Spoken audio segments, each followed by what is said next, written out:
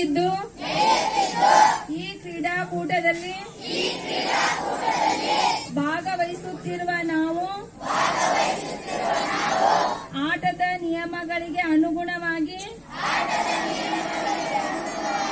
ಹಾಗೂ ತೀರ್ಪುಗಾರರ ತೀರ್ಮಾನಕ್ಕೆ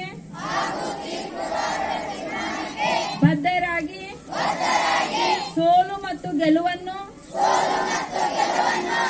ಸಮಾನವಾಗಿ ಸ್ವೀಕರಿಸುತ್ತೇವೆ ಹಾಗೂ ಯಾವುದೇ ಅನುಚಿತ ವರ್ತನೆ ತೋರದೆ ಕ್ರೀಡೆಯ ಹಿರಿಮೆಗಾಗಿ ನಮ್ಮ ಹೋಬಳಿ ತಾಲೂಕು ಜಿಲ್ಲೆ